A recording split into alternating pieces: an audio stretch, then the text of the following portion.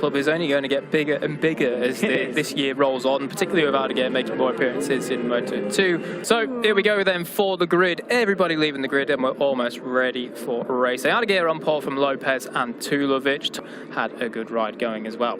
Gutierrez on the Bull Taco, he did very well in the first race. And the last one on that grid was...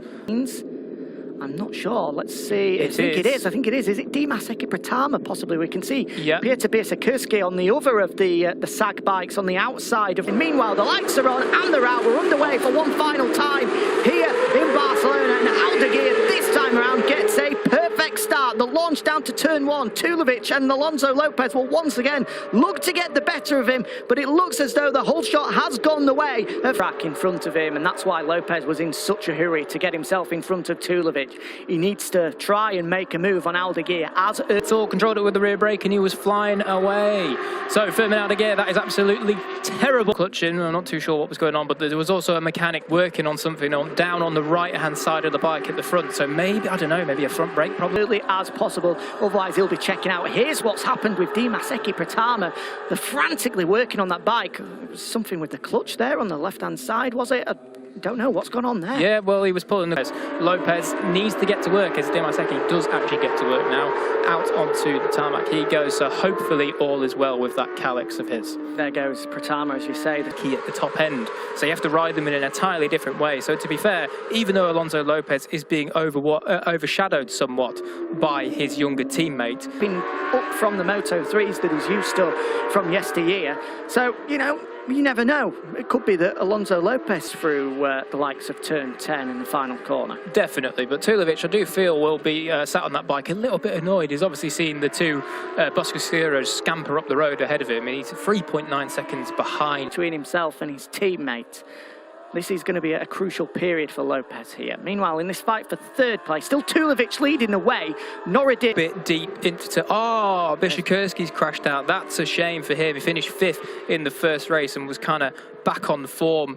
So such a shame for the pole runner to crash out there at turn 1 by the looks of it. He's lost a little bit of pace compared to what he was on the lap 4. So possibly this is now where Firmin Aldeguer is going to start.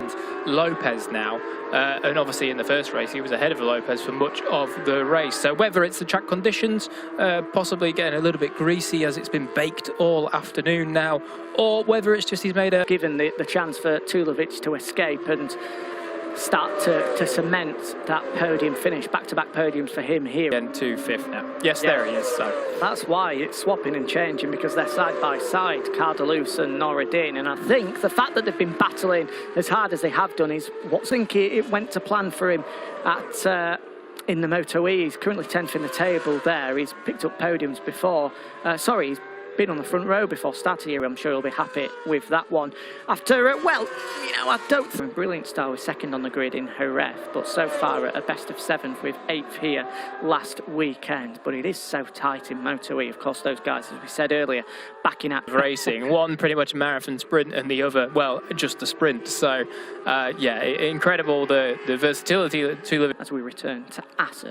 Yeah, and Moto E compared to Moto2 European Championship, that really couldn't be two more different styles which has been able to do over the past couple of years, because of course he's been in this paddock for 2 or 3 years now, and also in Moto E as well. And he goes quite well in both. Does a very good job, does Tulovic.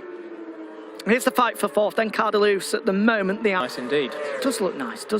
And Boa Boom, I think as you said earlier, Jack, will be a name that's fairly familiar to British race fans. He spent plenty of time in the British GP2 Sandoran, just holding off Adam Norrodin.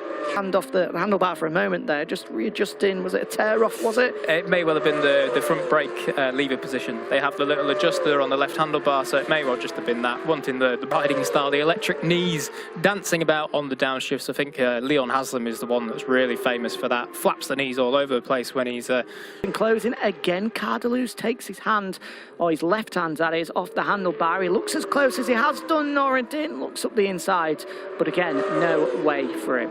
He looks pretty erratic, Cardelus, doesn't he? That control, you see him sliding around turn 3 there, nothing too major, just letting the rear end hang out.